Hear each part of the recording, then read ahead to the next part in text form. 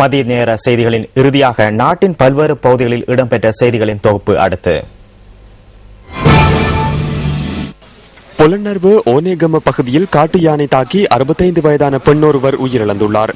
நேற்றிரவு 10 மணி அளவில் இந்த சம்பவம் இடம்பெற்றுள்ளதுடன் சடலம் பொலன்னர்வை வைத்தியசாலையில் வைக்கப்பட்டுள்ளது.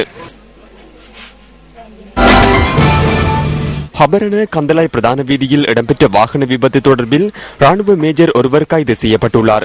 வீதியில் சென்று கொண்டிருந்த 3 சைக்கிள்களில் குறித்த மோட்டார் வாகனம் மோதி இந்த விபத்து இடம்பெற்றுள்ளதாக போலீசார் தெரிவித்தனர். சைக்கிள்களில் சென்ற ஒரே குடும்பத்தைச் சேர்ந்த 3 மற்றும் மேலும் ஒருவர் காயங்களுக்கு உள்ளான நிலையில் தம்முள்ள வைத்தியசாலையில் அனுமதிக்கப்பட்டுள்ளனர். எவ்வாறாயினும் சிகிச்சை பலனின்றி ஒருவர் உயிரிழந்துள்ளார். விபத்து தொடர்பில் ராணுவ அதிகாரி கைது செய்யப்பட்டு ஹிங்குரங்குட நீதிவான் நீதிமன்றத்தில் ஆஜர்படுத்தப்பட உள்ளார். 15 லட்சம் பெறுமதியான ஹெரோயினை துபாயிலிருந்து நாட்டுக்கு கடத்த முற்பட்ட இலங்கை பிரஜை ஒருவர் கட்டுநாயக்க விமான நிலையத்தில் வைத்து கைது செய்யப்பட்டுள்ளார். குறித்த சந்தேக நபர் தெமட்டகுட பிரதேசத்தில் வசிக்கும் 38 வயதானவர் என சுங்க பேச்சாளர் லெஸ்லி காமினி தெரிவித்தார். அவரிடமிருந்து 216 கிராம் கொண்ட 2 ஹெரோயின் பாக்கெட்டுகள் கைப்பற்றப்பட்டுள்ளன. கொழும்பு நகர சபைக்குட்பட்ட பகுதிகளில் டெங்கு நுளம்பு பரவக்கூடிய பகுதிகள் என அடையாளப்படுத்தப்பட்டிருந்த சில இடங்கள் டெங்கு அச்சுறுத்தல் வலயத்தில் இருந்து நீக்கப்பட்டுள்ளன.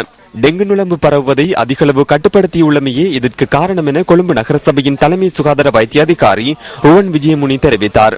எனினும் டெங்கு ஒழிப்பு நடவடிக்கைகள் தொடர்ந்து முன்னெடுக்கப்பட்டு வருவதாகவும் அவர் குறிப்பிட்டார். வருடத்தில் இதுவரையான காலப்பகுதிக்குள் 2480 பேர் டெங்கு நோயினால் பாதிக்கப்பட்டுள்ளனர். கடந்த மார்ச் மாதத்திலேயே டெங்கு நோயினால் இடம்பெற்ற கடைசி உயிரிழப்பு பதிவாகியதாகவும் கொழும்பு நகரசபையின் தலைமை சுகாதார வைத்திய அதிகாரி ருவன் விஜயமுனி சுட்டிக்காட்டினார்.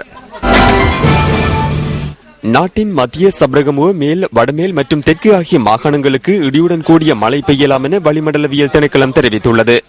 மாலை வேளைகளில் ஊவா மற்றும் கிழக்கு மாகாணங்களில் இடியுடன் கூடிய மழை பெய்யலாம் என திணைக்களம் சுட்டிக்காட்டியுள்ளது. புத்தளத்திலிருந்து கொழும்பு மற்றும் காலி ஊடாக ஹம்பாந்தோட்டை வரையிலான கடற்பிரதேசங்களிலும் இடியுடன் கூடிய மழை பெய்யலாம் எனவும் எதிர்வு கூறப்பட்டுள்ளது.